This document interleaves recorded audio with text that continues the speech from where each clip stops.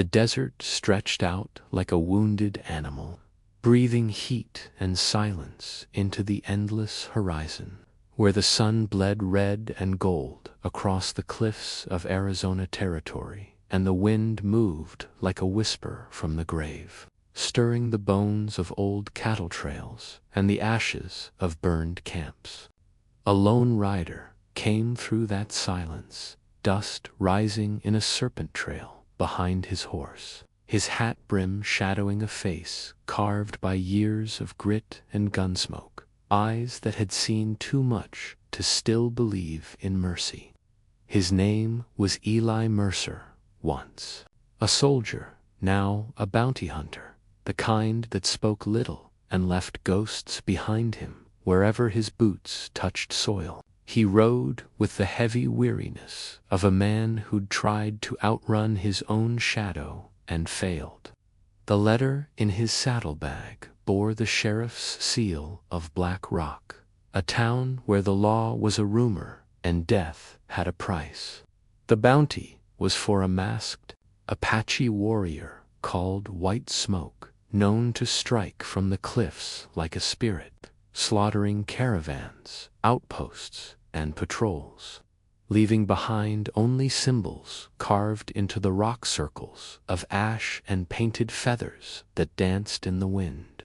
Like omens, Eli had tracked killers before outlaws, deserters, raiders, but there was something different in the way people whispered about White Smoke, as though they were afraid to even give the name shape.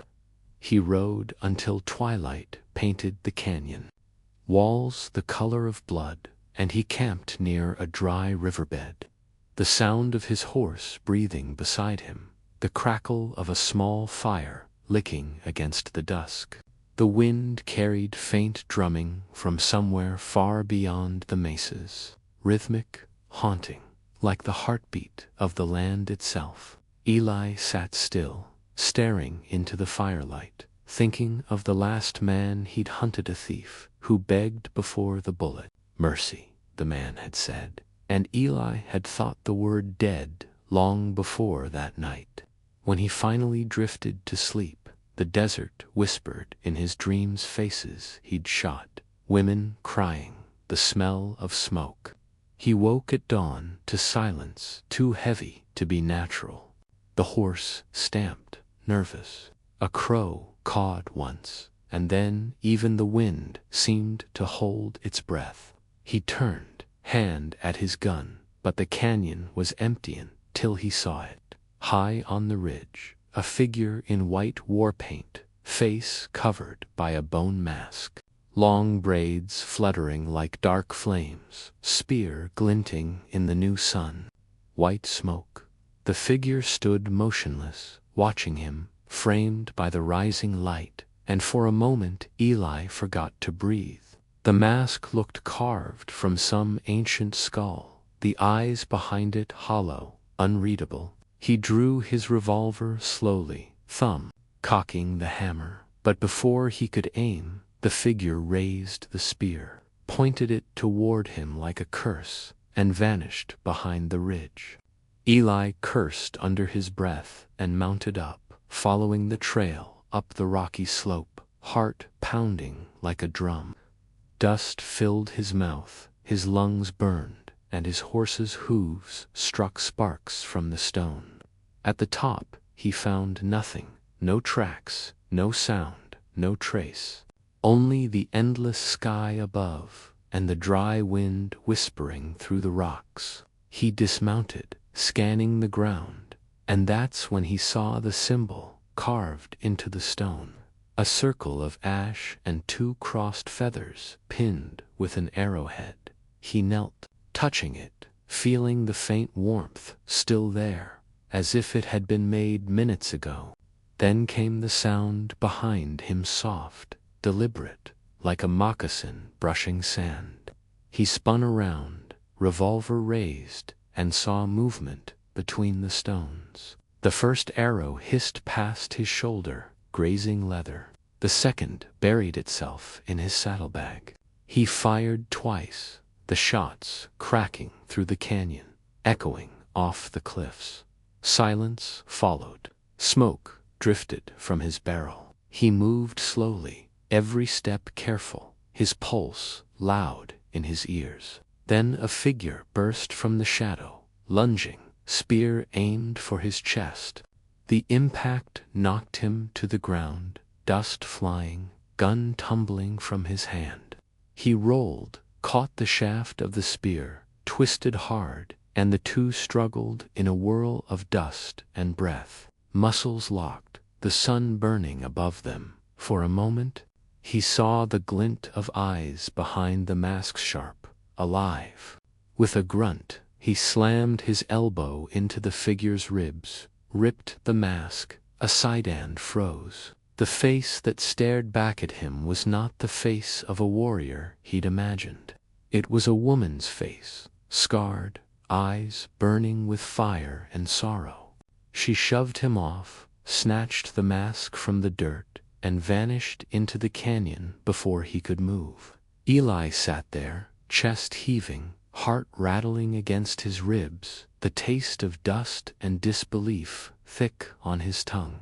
The woman, the masked Apache warrior, was a woman. He watched the shadows where she'd disappeared, and for the first time in years he felt something unfamiliar crawling up his spine. Not fear, not rage, but something closer to awe. He stood slowly, the wind rising again, carrying the sound of her fading footsteps through the rocks. Somewhere, a storm was building over the horizon, thunder rumbling like the growl of an old god. Eli holstered his gun, his hand shaking, and whispered to the empty canyon, "What the hell are you?" The desert gave no answer, only the sigh of wind through stone, as if mocking his question. He knew then that the hunt had changed. He was no longer chasing a ghost for bounty. He was chasing a secret that might damn him or save him. He mounted his horse, staring toward the blood-red sky, and rode after the trail that had already begun to fade. The wind rose behind him, carrying the distant echo of a woman's war cry, sharp as the cry of a hawk. He didn't look back. The sun sank low, and the desert swallowed his silhouette whole. The storm broke before dawn, rolling over the mesas like a cavalry charge. Wind howling through the canyon cracks as lightning tore the night in white veins across the heavens. And Eli rode through it like a man chased by the ghost of his own sins. Rain slashing his face, mud splattering his coat, his horse trembling beneath him with each thunderclap.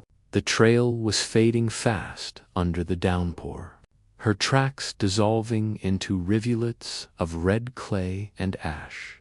But he pressed on, driven by something he didn't yet understand, something in her eyes that had looked through him instead of at him, as if she knew his story before he ever opened his mouth.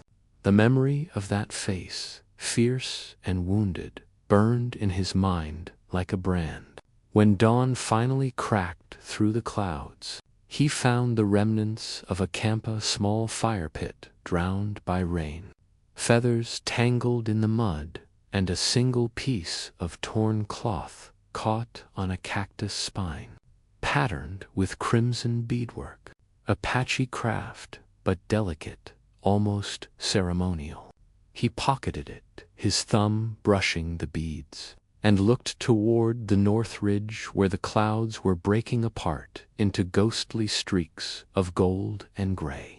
Somewhere out there, she was watching him. He could feel it, the prickle between his shoulder blades, the sense of eyes just beyond sight. He led his horse slowly toward a dry creek bed, keeping low, scanning the rocks. Every sound mattered: the wet scrape of his boots, the snort of his horse, the wind dragging its cold fingers through the brush. Then came the whistle, soft, high, unnatural. He dropped instantly, rolling behind a rock as the arrow struck where his head had been. quivering in the mud.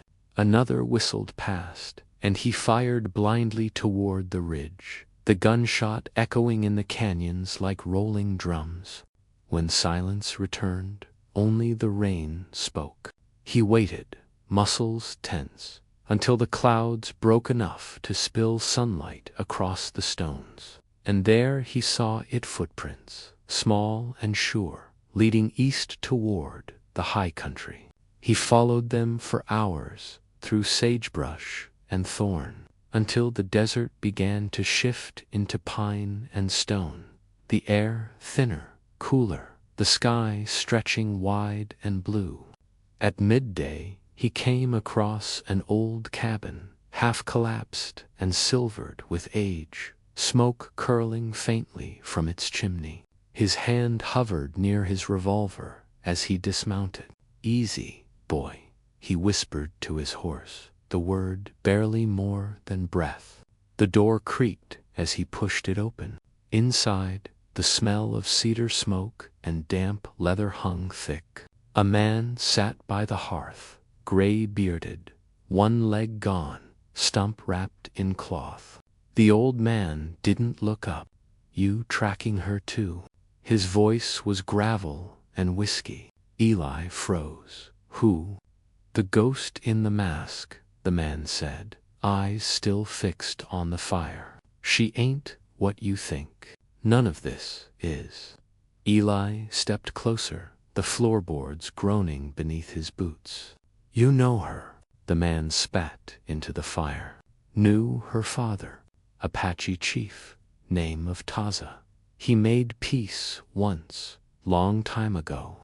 Then the soldiers came, wiped his camp, his people. She was a child, survived somehow. Been hunting the white man's shadow ever since."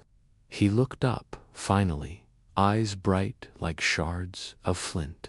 "You bringing her in for bounty, boy, or for blood?" Eli didn't answer. The old man laughed, dry as dust. "Careful you don't find what you're looking for." Then he tossed something across the tabula medallion, tarnished silver, etched with the same circle and feather symbol Eli had seen carved in the rock. "That's her mark. Says she kills only the guilty." Eli turned it over in his hand, the metal cold and heavy, and felt a chill crawl up his spine. "You talk like she's some kind of saint." "No," the old man said softly. "She's what saints become when heaven forgets them." Lightning flared again through the window, and when Eli looked back, the man's chair was empty. The hearth still burned, the medallion still in his hand, but the cabin felt hollow, as if no one had sat there in years. He stumbled outside, the storm gone, the air silent, except for the creak of the trees. The horse pawed nervously at the ground. Then, from somewhere deep in the forest, came the sound of drumming, again low, steady, ancient. Eli mounted up and rode toward it, branches whipping his face, shadows bending around him like ghosts. The sound led him to a clearing where the remains of an old burial ground stood, totem poles, half-rotted, graves overgrown with sage, and in the center, a fresh mound of earth marked by a single spear and a strip of white cloth tied to it, fluttering in the wind like a spirit flag. The drumming stopped. He dismounted slowly, every sense raw, and stepped closer. The air tasted of rain and smoke. Then the world exploded. The ground beneath him erupted in dust as something burst from behind the graves, a blur of motion. White paint, flashing steel. He swung round, drew, fired, the bullet tearing bark from a nearby trunk, but she was faster. The spear's shaft struck his gun from his hand, spinning it into the mud. She kicked him back, the edge of her blade glinting in the dying light. For a heartbeat, they froze against two figures in the twilight. Her mask was gone now, her hair wild, her eyes full of storm. "You shouldn't have come," she said, voice low, trembling with fury and something else grief. Before he could answer, she vanished into the trees, leaving only the echo of her footsteps and the faint whisper of the cloth on the grave. Eli knelt in the mud, rain dripping from his hat brim, chest burning with something deeper than pain. The medallion still hung from his hand, and it gleamed once in the lightning before going dark again. He looked at the grave, the freshly turned soil, and whispered, "Who did you bury?" But the forest offered only silence, and somewhere far away, thunder rolled again, closer this time, like the promise of war. The sun was gone again by the time Eli reached the edge of the high country, replaced by a deep amber glow that bled across the mountains like a dying fire, painting the ridges in shadow and the sky in the color of smoke. He rode slow now, not because of the trail, but because of the weight inside him. That quiet storm of doubt and memory pressing down like a saddle, too heavy to bear. Each hoofbeat echoed through the canyons like a clock ticking toward something inevitable. And the medallion the old man had given him clinked softly against his chest with each movement, as if whispering a language he could almost understand. He hadn't spoken her name, didn't even know it, yet he felt it in the way the air changed when she was near, the way silence seemed to grow teeth. The forest thinned and gave way to a valley littered with charred timbers and blackened wagons, the ghosts of a caravan long burned. He dismounted, boots sinking into the ash, and walked among the ruins. Scorched barrels, twisted iron, bones half buried in soot. But not all of them were white men. He knelt by a smaller form, bones delicate, the fragments of beadwork still clinging to them. Women, children. This wasn't the work of raiders. This was massacre. The firelight of memory flickered again. He saw flashes of another night. Soldiers in blue coats, his own hands firing, a burning village, screams torn away by wind. He clenched his jaw hard enough to taste blood. "You killed them," he whispered to himself, not sure if the words were accusation or confession. The wind answered, stirring the ash like restless spirits. From somewhere behind him came the faint crack of a branch. He spun, revolver drawn, eyes scanning the darkness between the trees. Nothing moved. Then came another sound, a soft whistle, the kind used to signal in the wild.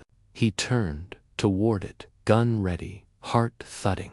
Between the charred remains, a flicker of movement, a glint of metal, the curve of a shoulder.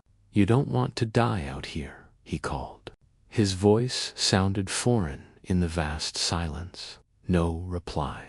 Then a figure stepped into view, slow, deliberate, framed by the ember light of the smoldering valley. She was unmasked now, face painted in streaks of white and black like storm clouds, eyes cold but not cruel. In her hand she held the spear, its blade wrapped in cloth soaked from the rain. For a long moment they stood without words, the wind whispering between them, to ghosts meeting at the edge of their own legends. "Why do you follow me?" she asked finally, her voice steady, soft like smoke curling through pine. "Because I need to understand," he said. "Understand what? Why I didn't shoot." The faintest shadow of confusion crossed her face, then vanished behind her calm. "Men like you don't come for truth. You come for money or blood." Eli holstered his gun. "Maybe I came for both once. Now I'm not sure which I've got left." The silence stretched, heavy as the air before lightning. She stepped closer, eyes never leaving his. Your kind burned my village, killed my mother, my brothers. The same mark you wear was carved into our tents. She pointed to the medallion on his chest. Eli looked down, realization slicing through him like a blade.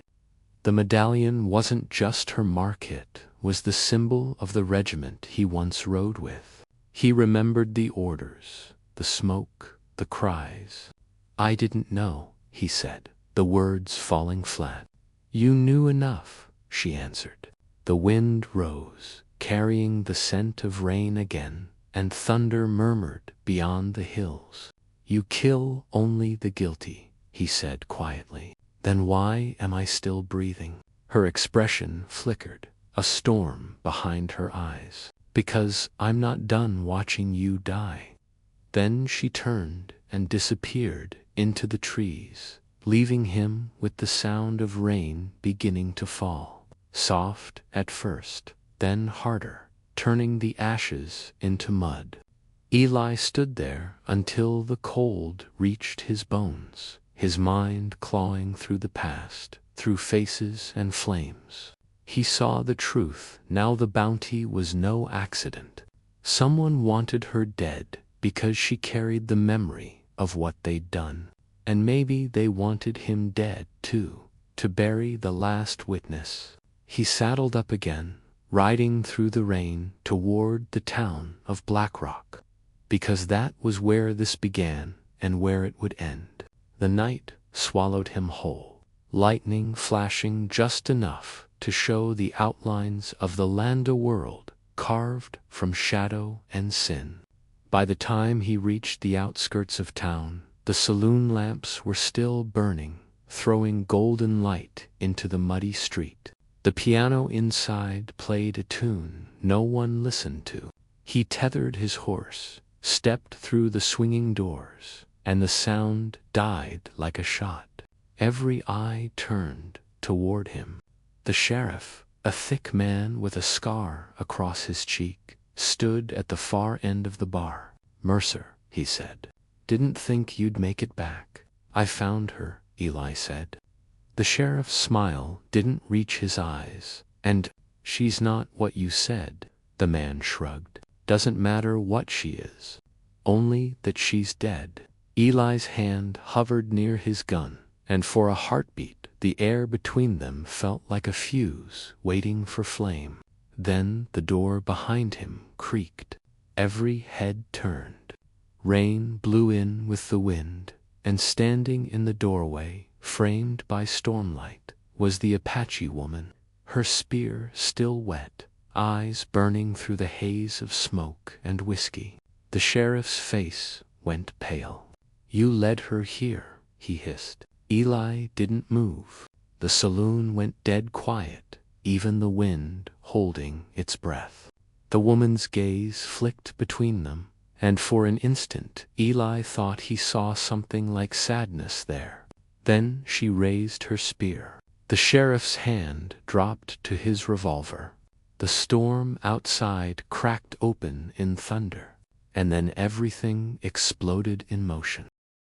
Gunfire cracked like thunder as the saloon erupted into chaos, the air filling with smoke, shattered glass, and the screams of men who'd drunk their last whiskey. Eli dove behind a table, the wood splintering beside his head as a bullet tore through. The smell of gunpowder, thick as desert dust. The Apache woman moved like lightning through the haze, her spear flashing silver in the lamplight, every motion a blur of precision and fury. The sheriff fired twice before she closed the distance, the blade slicing his gun from his hand, sending it spinning into the smoke. For an instant, Eli saw the terror in the man's eyes, not of death, but of justice catching up. She pressed the spear's edge against his throat, her face unreadable, rain dripping from her hair and running down the painted streaks on her skin. "You ordered the fire," she said, her voice low but sharp enough to cut through the chaos. The sheriff's breath came fast. "It was war," he rasped. "Orders from Washington." Her eyes darkened.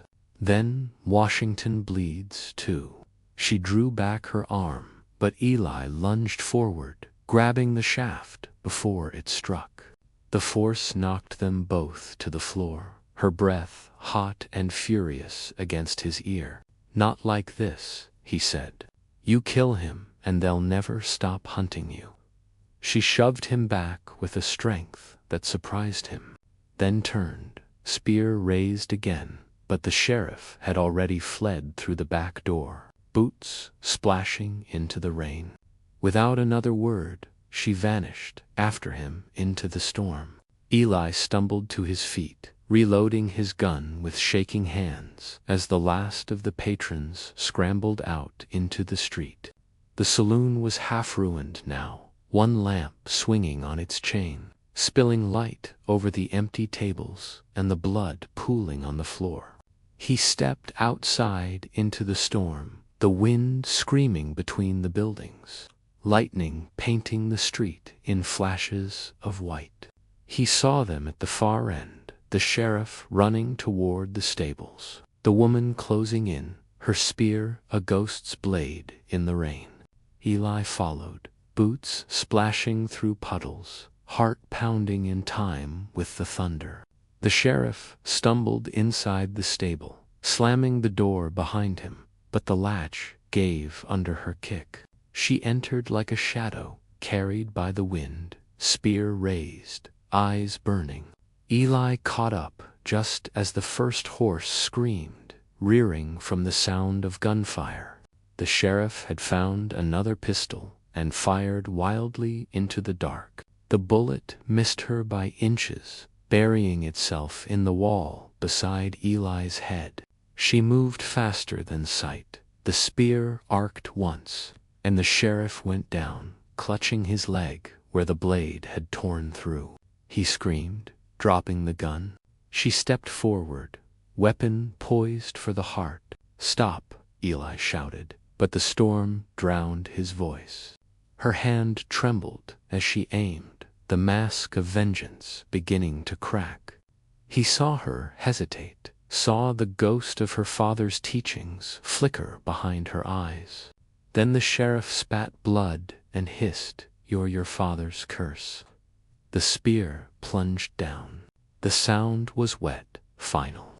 She stood over him, breathing hard, the rain washing the blood from her hands until it looked like ink. Eli approached slowly, his gun lowered. "It's done," he said quietly. She looked at him as if she'd forgotten he was there. "No," she whispered. "It's only begun." She turned and walked out into the storm, leaving him alone with the body. He knelt beside the dying man, whose lips twisted into a bitter grin. "You think she's the devil," the sheriff gasped, "but you ain't seen the men who made her." His hand fell limp, eyes staring into nothing. Eli rose, the storm easing to a cold drizzle. He stepped outside to find her, waiting, silhouetted against the flicker of lightning. The town was silent now, every window dark. "They'll send more," he said. "Rangers, soldiers. Let them come," she replied, her tone calm, almost serene. "I'm not running anymore." He studied her face, the strength, the sadness, the loneliness carved into every line, and something in him shifted, the old certainty dissolving. "What's your name?" he asked. She hesitated, then said softly, "Nita. My father called me Nitako, daughter of smoke." The name lingered in the air like a prayer. He nodded. "Eli," he said simply. For the first time, her expression softened, almost a smile, though sorrow still lived behind it. "You killed your lawman," he said after a moment. "That's not the end." She met his eyes. "It's the start of truth." Thunder rolled again, lower now, distant. She walked past him toward the open desert beyond the town, her silhouette fading with each flash of lightning. He stood there until she vanished into the darkness, unsure whether to follow or let her ghost him like all the others he'd chased. But his horse neighed restlessly, and deep down he knew his path was bound to hers now, not by bounty or revenge, but by the thin, fragile thread of redemption.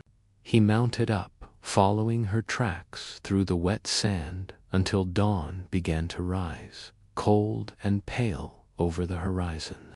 The rain had stopped, leaving the world smelling of smoke and iron, when he finally caught sight of her again. She was standing on a ridge overlooking a vast stretch of canyon, the morning light turning her hair to fire. She didn't turn when he approached. "You could leave," she said. "Ride back east. Pretend none of this happened." He looked at the endless land below, the rivers carving scars through the red rock. "I've been pretending my whole life," he said. She nodded once, then faced him fully. "Then stop." And in that moment, as the first light touched the land, he understood she wasn't just fighting for revenge. She was fighting for memory, for the truth buried beneath ashes and lies. The storm had passed, but the war was just beginning. Somewhere far behind them, bells began to ring from Black Rock, summoning men with rifles and orders. Eli glanced back only once, then spurred his horse forward. Together they rode into the burning dawn, the desert wind rising around them like the breath of something ancient awakening. Morning came raw and red, the sky smeared with the colors of blood and dust, as if the desert itself bled from the wounds of the night before. Eli and Nita rode in silence, their horses moving in rhythm through the open canyon, where shadows still clung to the rock like ghosts unwilling to fade. The rain had left the earth damp, the air cool and sharp, carrying the scent of sage and wet stone. Behind them, Black Rock lay quiet under the rising sun, but both of them knew it would not stay that way. Word of the sheriff's death would travel faster than wind, and soon men would come, riders with badges and rifles, men who didn't ask questions before they hanged a name. Nita's face was calm, though her eyes never stopped moving, scanning every ridge, every patch of sky. Eli had seen that look before, the hunted kind, the one soldiers wore after too many nights waiting for ambushes that came from the dark. "They'll come by noon," he said. She nodded once. "Then we keep moving until they can't find our dust." The land began to change again, the canyon walls widening into a plateau filled with dead brush and the bleached ribs of cattle long gone to bone. They stopped only long enough to drink from a trickling stream. The water was cold, the kind that bit at the teeth and cleared the mind. Eli watched her reflection ripple in the water, the streaks of paint fading now, the face beneath it younger than her legend, though marked by something far older. "Your father," he said quietly. "You said he wanted peace." She looked up at him, her voice soft but steady. "Peace was his dream. Vengeance became mine." "And if you get it?" he asked. She dipped her fingers in the water and let it fall like rain from her hand. "Then I see what's left of me." Before he could speak again, a sound broke the stillness, the faint metallic echo of horseshoes on rock. Both froze. Eli turned his head, listening. It came again, distant but closing fast. "Riders," he said. She was already on her horse. They moved quickly, cutting north along a narrow ravine, the walls rising high on both sides. The sound of pursuit grew louder, boots pounding, spurs ringing, men shouting commands. A bullet whinned past Eli's ear and buried itself in the rock. "Keep riding," he shouted. They pushed harder, the canyon twisting like a serpent, the horse's breath harsh and white in the chill air. More shots rang out. One horse stumbled behind the Ma rider's cry, echoed before it was swallowed by the cliffs. Eli glanced back and saw a dozen men cresting the ridge, their rifles glinting like silver teeth in the sunlight.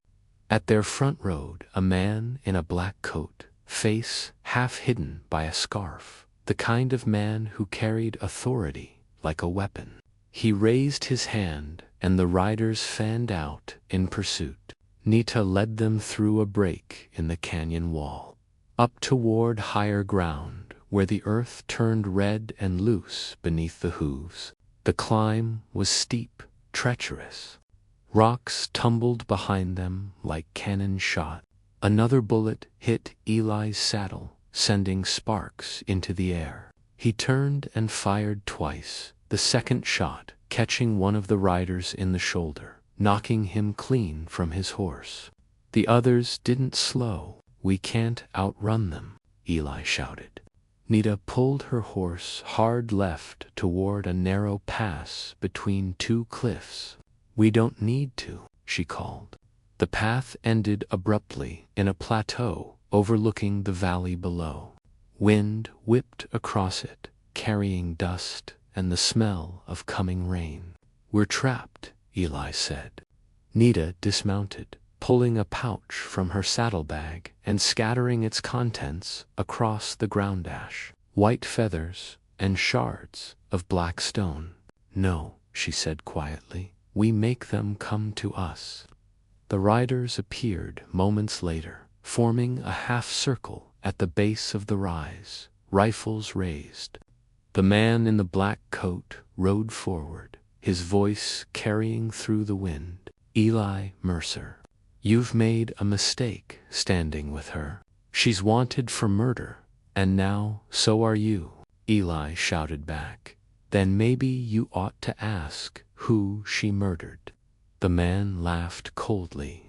"The law don't care about ghosts." Nita stepped forward, spear in hand, her hair streaming in the wind. "You burned my village," she called. "You killed children." The man's smirk faltered for a second, then returned, sharper. "We did what we had to, same as I'll do now." He raised his arm, and the riders took aim. Nita threw the spear before he could speak. It arced through the wind like lightning, striking his horse square in the chest. The beast screamed, rearing, throwing its rider to the ground. Gunfire erupted. Eli dove behind a rock, firing back, smoke and dust choking the air. Nita moved between the stones like a phantom, her blade flashing, her cries blending with the thunder that began to roll overhead. One by one, men fell, their shouts fading into the storm's roar. But there were too many. Eli's revolver clicked empty.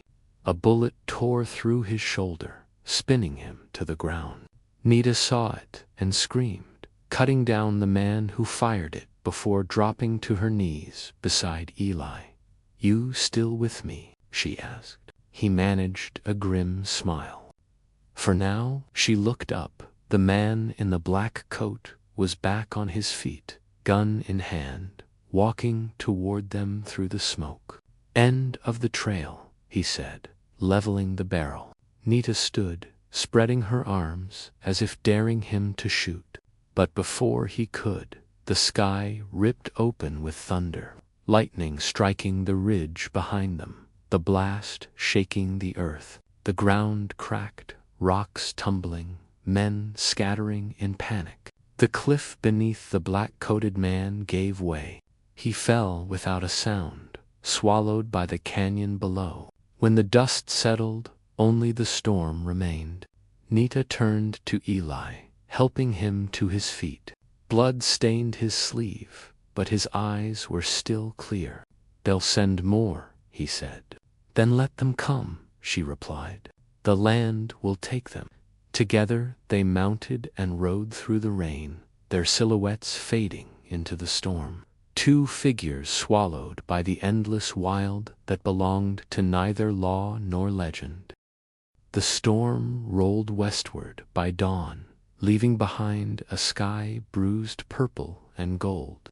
The land below glistening with the sheen of new mud and scattered bones, half-earthed by the rain. Nita and Eli rode in silence, their horses trudging through the softened clay as the first weak light crept over the mesas.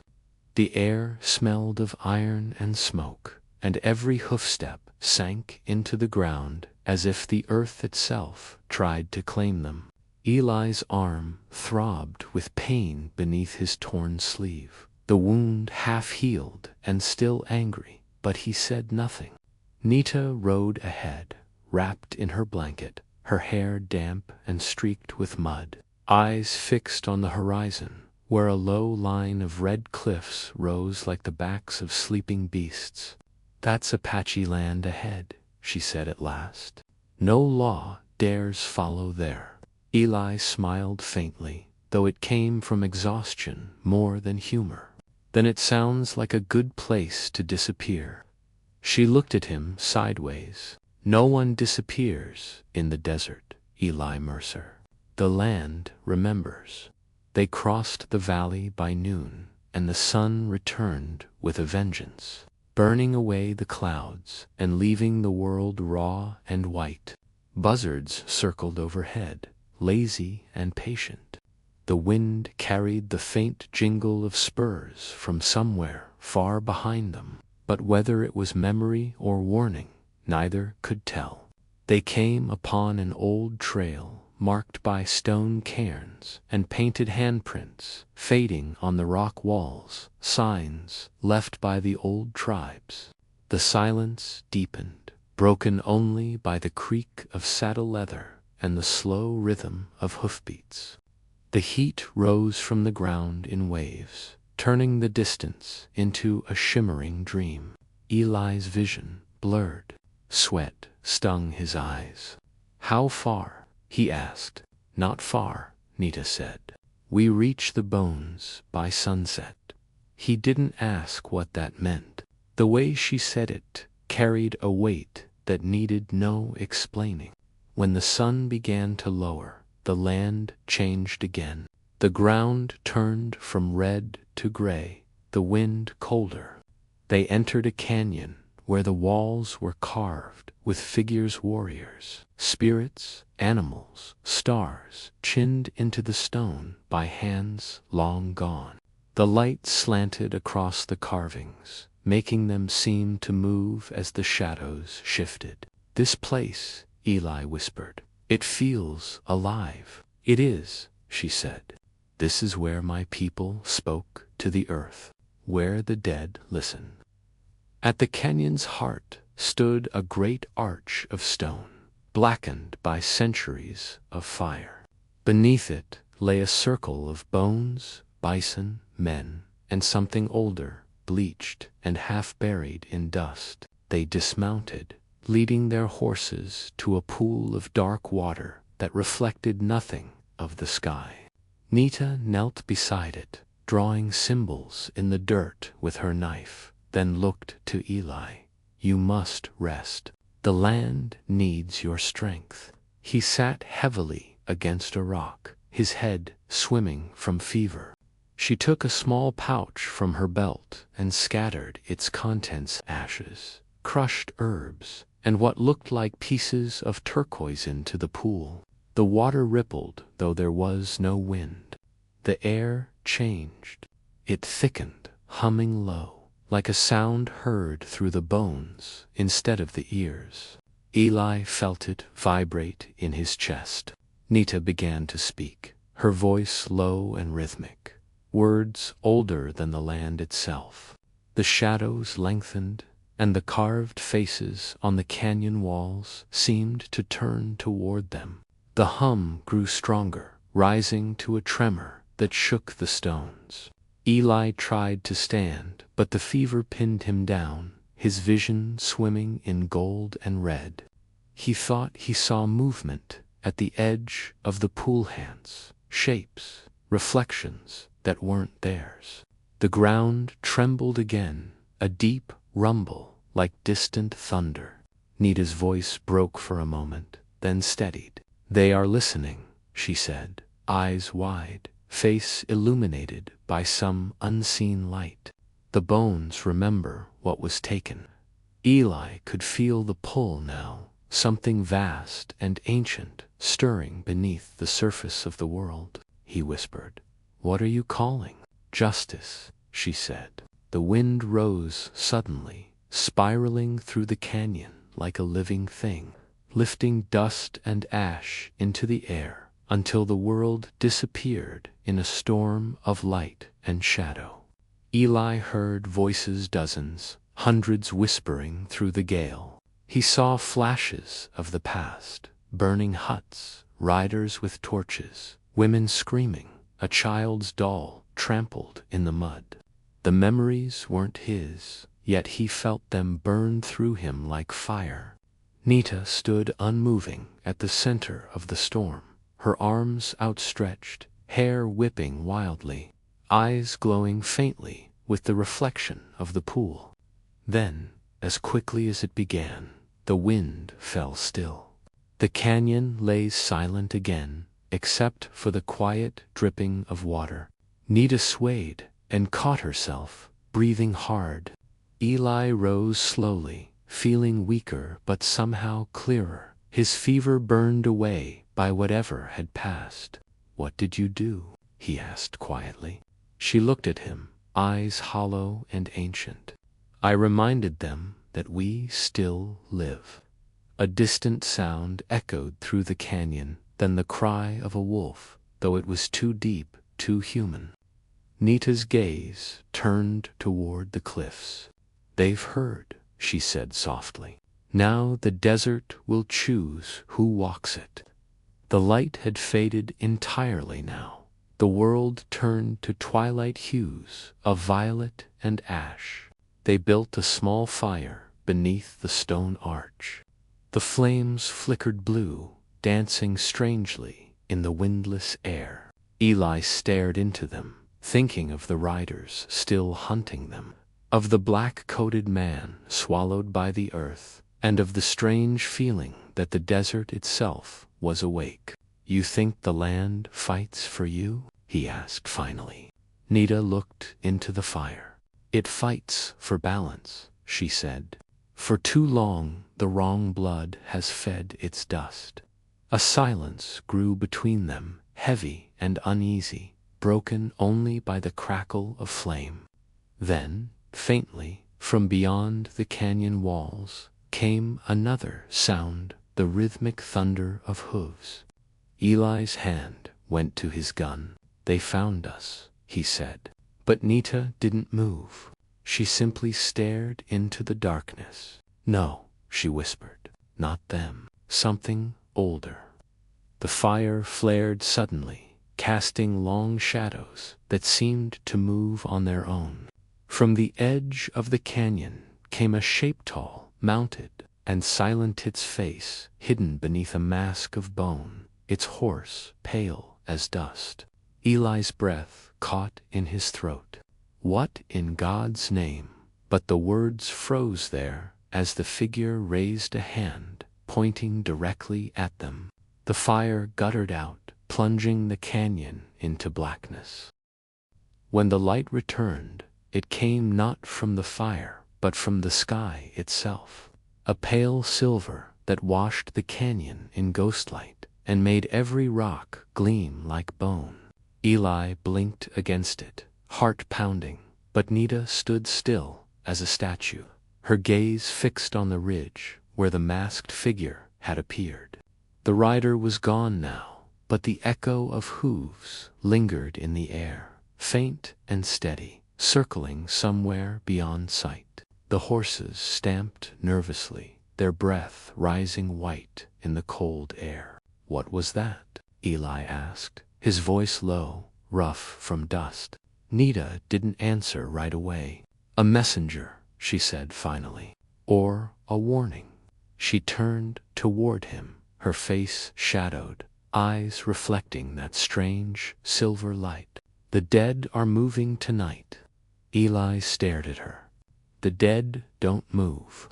In this land, she said softly, everything moves when it remembers pain.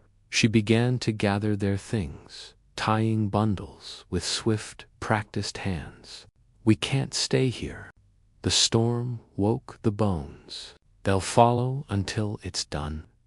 The wind picked up again as they mounted and rode out of the canyon, the last flicker of blue fire dying behind them. The desert stretched endless before them, flat and silver under the moon. Every shadow seemed to breathe, every whisper of wind like the soft thud of hooves. They rode for hours without speaking, the sound of the horses echoing strangely in the emptiness, until the land began to rise again, forming low hills littered with burnt trees and rusted iron. They came upon the remnants of a mining camp, shattered shacks, twisted rails, the black mouth of a tunnel gaping like a wound. We rest here, Nita said. Eli dismounted slowly, his shoulders stiff, the wound burning again. He looked around the place. The silence was heavier here, thicker, as if the air itself held breath. He could almost feel eyes watching from the dark. They lit a small fire beside one of the old walls. The flames fought against the wind, spitting sparks into the night. Nita sat close, her face unreadable in the flicker. My father died near here, she said quietly. The soldiers chased our people through these hills. They sealed the mine with fire. Eli listened, the wind moaning through broken beams like a chorus of lost souls. That man in the coat, he said after a long pause. He was part of it, wasn't he? She nodded once. All of them were. He leaned back against a wall, the exhaustion pulling at him. The fire's glow softened, and for a moment he drifted between waking and dream. He saw again the bone-masked rider, the hollow eyes glinting with moonlight, the desert stretching endless and alive beneath his hooves. Then, faintly, he heard it again, the sound of horses. He jerked upright. The fire had nearly died, the wind colder now. Do you hear that? Nita's hand was already on her knife. From the shadows beyond the ruined camp came movement riders, half seen through the drifting smoke. Their outlines wavered like mist, but the shapes were clear enough. Hats, coats, rifles slung across saddles. Eli raised his gun, but Nita's hand caught his wrist. Don't, she whispered. They're not men. The riders drew closer, silent and unhurried, their horses' hooves leaving no mark in the dust. In the moonlight, Eli saw their faces, or what was left of them, skulls beneath tattered hats, empty sockets that glowed faintly blue. The air turned cold as the grave. The first of them stopped a few paces away, its jaw working as if to speak, but no sound came, only a hollow rattle like dry leaves. Ghost riders, Nita murmured, the ones who burned the land. They ride until the last blood is paid. Eli's throat tightened. And what do they want from us? They want to finish what they started. The riders began to move again, circling the camp slowly. Eli fired once out of instinct, the shot cracking like thunder, but the bullet passed through the nearest figure as if through smoke. The ghost turned its head, and though its face was nothing but bone, Eli felt its gaze pierce him to the marrow. Nita grabbed his arm. We can't fight them here. She leaped onto her horse, and pulled him up behind her. The animals bolted, terrified, as the ghost riders followed, dozens of them now, their forms glowing faintly, leaving trails of pale fire in their wake. They raced through the hills, the world around them a blur of wind and silver light. Eli looked back once and saw the entire horizon moving with shadows, an army of the dead chasing through the dust. "Where are we going?" he shouted over the roar. "To the heart," Nita cried, "to where the earth still remembers." They plunged down a dry ravine, the walls closing in, the sound of pursuit deafening. The ghosts rode without sound of breath or pain, only the steady rhythm of their hooves, like drums of war. Lightning flashed again, but there was no storm, only the light natural, cold and alive. Ahead, the ravine opened into a basin filled with mist. Nita's horse stumbled, nearly throwing them, but she held tight, guiding it into the fog. The air grew heavy, shimmering with heat that wasn't heat, light that wasn't light. The ghosts slowed at the edge, their horses rearing, refusing to cross. The mist parted around Nita and Eli, revealing a circle of standing stones at the basin's center, their surfaces etched with symbols that glowed faintly in the dark. "What is this place?" Eli whispered. "The bones remember," she said, her voice barely audible. The ground trembled, and from beneath the stones came a sound like 1,000 whispers, rising as one. The ghosts halted, watching, as if awaiting judgment. The mist coiled upward, forming shapes, faces, men, women, children, all made of dust and light. They surrounded the basin, their voices merging into a low hum that built like a storm. Nita dismounted, stepping into the circle. The air rippled around her, the symbols flaring brighter. "It ends tonight," she said softly. The ghost riders shifted, uncertain now. Eli reached for her, but before he could move, a gust of wind knocked him back, and a blinding white light erupted from the stones. He shielded his eyes, hearing Nita's voice through the roar, calling to something unseen. When the light faded, the ghosts were gone. Only Nita stood at the center, the ground smoking beneath her feet, her face pale and wet with tears. "They're free," she whispered. But Eli saw her legs trembling, her breath short. "Nita," he shouted, running to her. She looked up at him, eyes distant, then collapsed into his arms as the wind fell silent again, leaving the basin lit only by the dim silver glow of the moon. The dawn that followed was unlike any other Eli Mercer had ever seen. The sky hung hollow and gray, the sun a weak ember struggling to rise above the horizon, as if even it had been drained by the storm of spirits that passed through the night. The desert lay still, washed clean of sound and life. Smoke from the burned earth drifted upward in thin lines, and the smell of ash lingered on the wind. Eli knelt beside Nita, who lay motionless where she had fallen, her skin pale beneath the smudge of dust and blood. He pressed his fingers to her neck. There was a pulse, faint but steady. Relief hit him like a wave, leaving his hands trembling. He lifted her head gently, whispering her name, but she did not stir. Around them, the circle of stones still glowed faintly, the carvings pulsing like embers, slowly dying. The air was heavy, thick with something unspoken. Eli looked toward the horizon, where the canyon mouth gaped open like the entrance to another world. The ghosts were gone, but their silence remained, a silence deeper than death. He carried Nita to a patch of grass beneath a twisted mesquite tree, the only living thing in sight, and built a small fire from what dry wood he could find.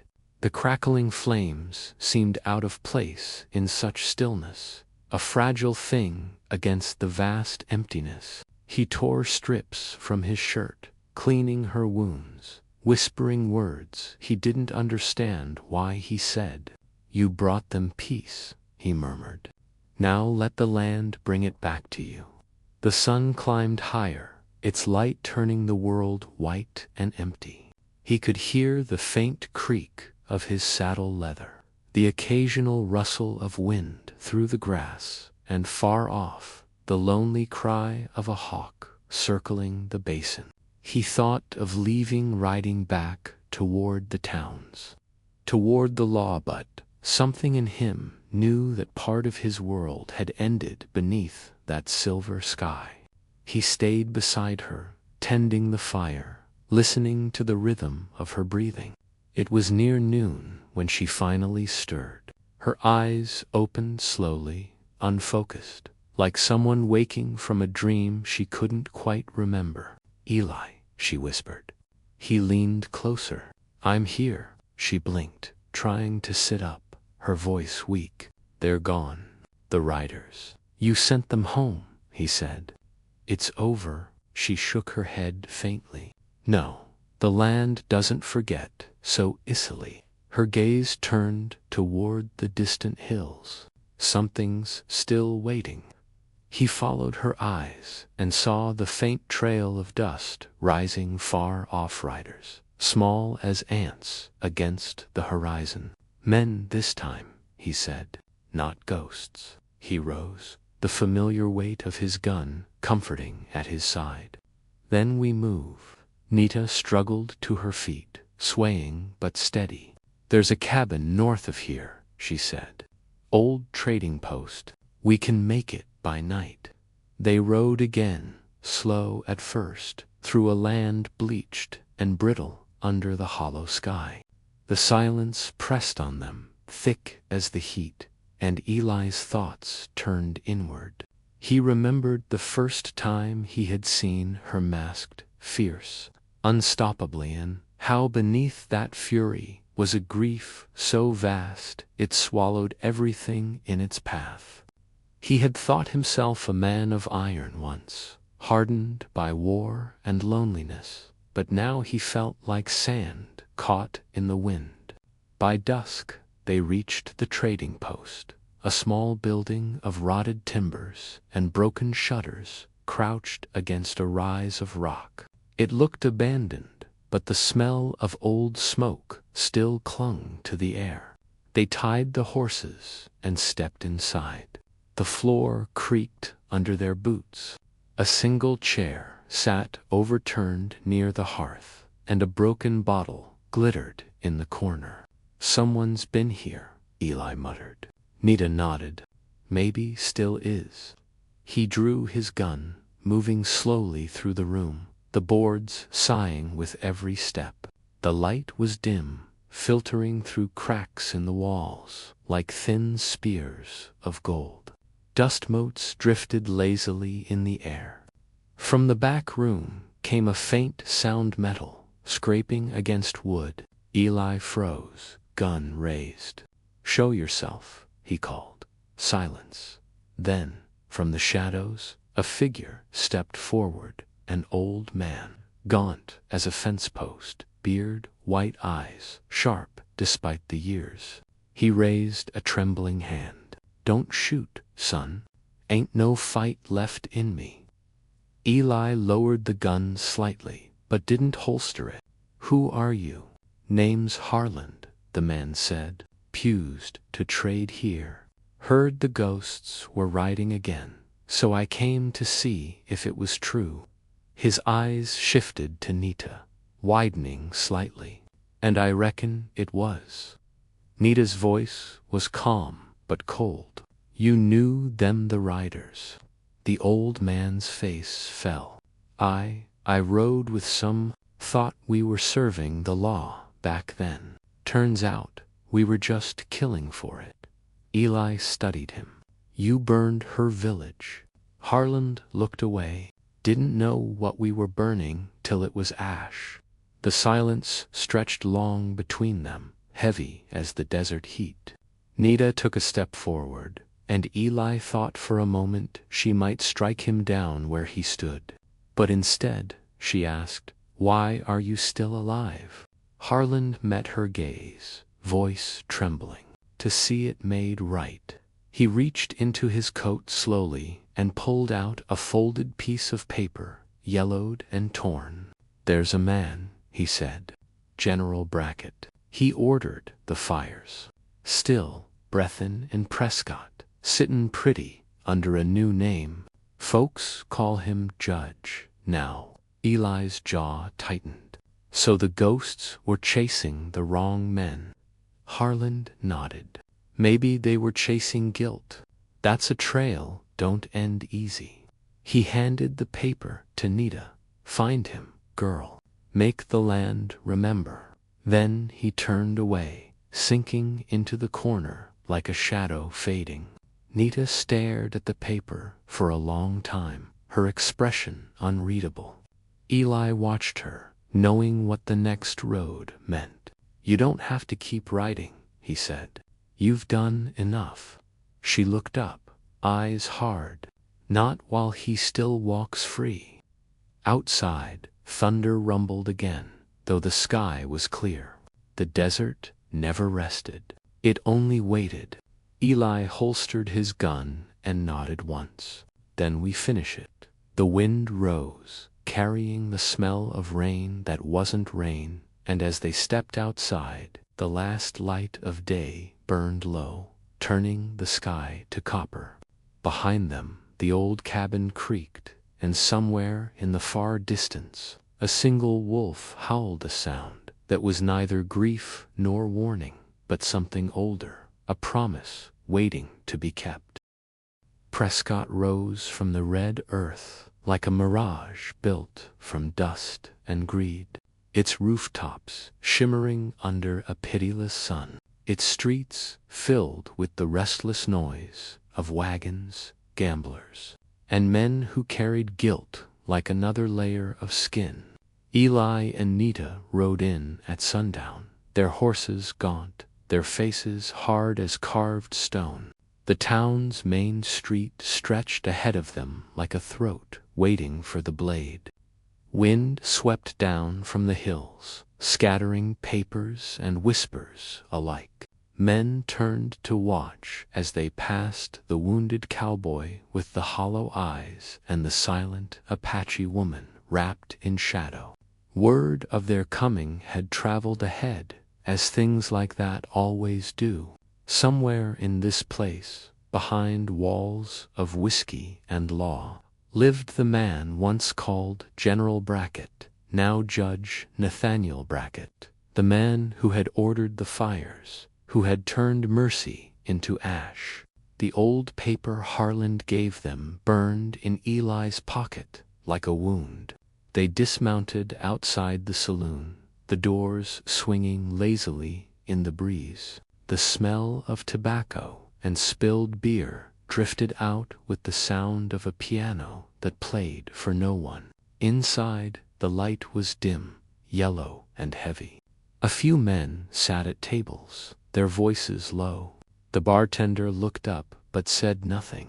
Nita's steps were silent as smoke as she crossed the room, her hand resting near the knife at her belt.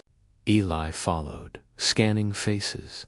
In the far corner, under the mounted head of a long-dead bull, sat a man in a fine black coat, gray-haired, clean-shaven, his gold watch glinting in the lamplight.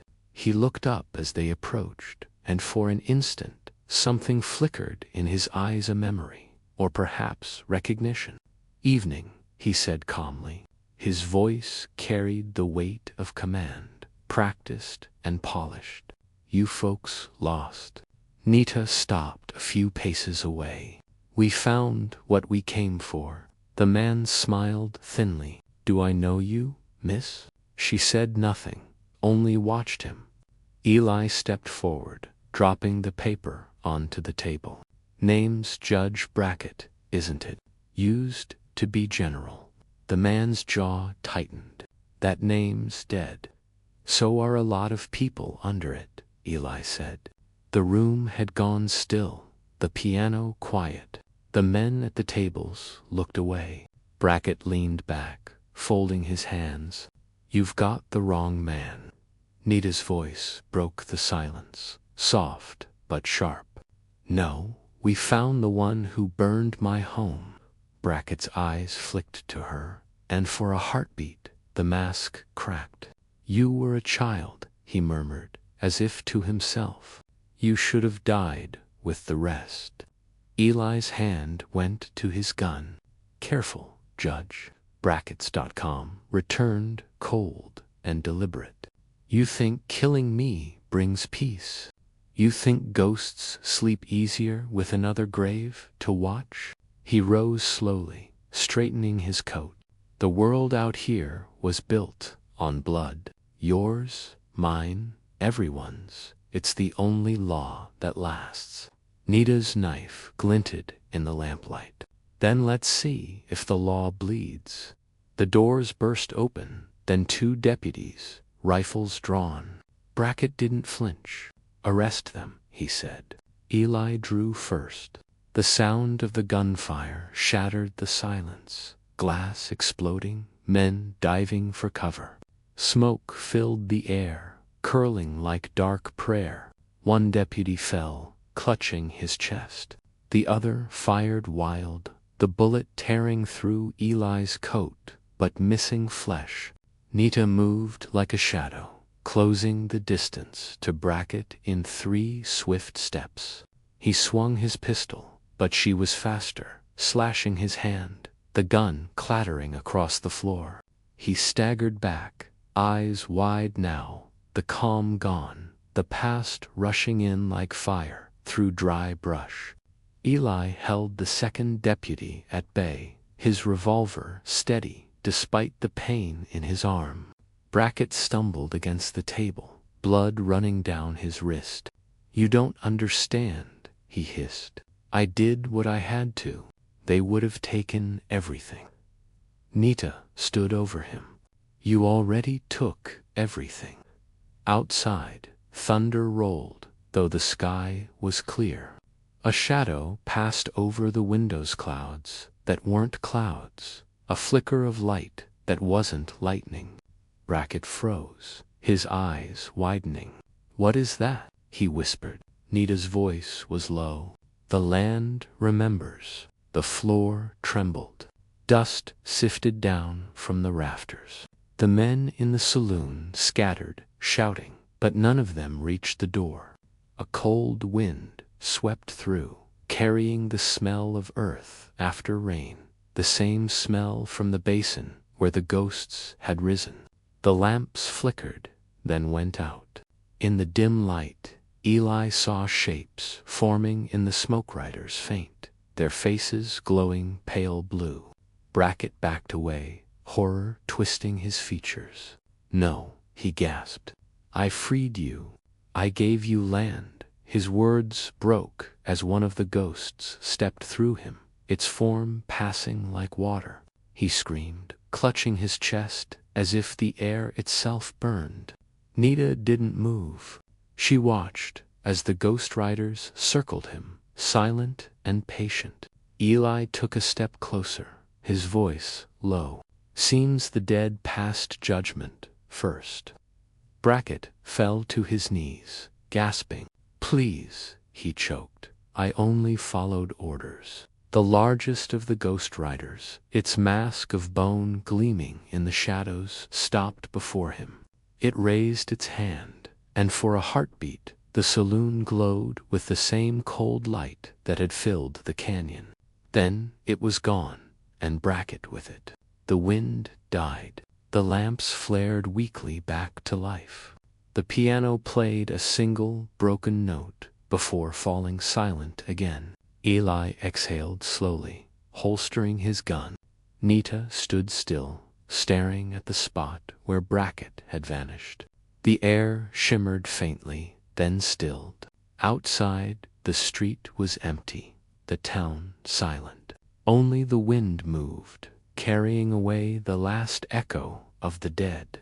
"It's done," Eli said. She turned to him, her face unreadable. "Nothing's ever done," she said quietly. He nodded. "Then what now?" She looked toward the horizon, where the sun had finally begun to rise over the red hills. "We ride," she said, "until the land forgets us, too." They stepped out into the morning light, the air cool and bright, the town watching in silence as they mounted their horses.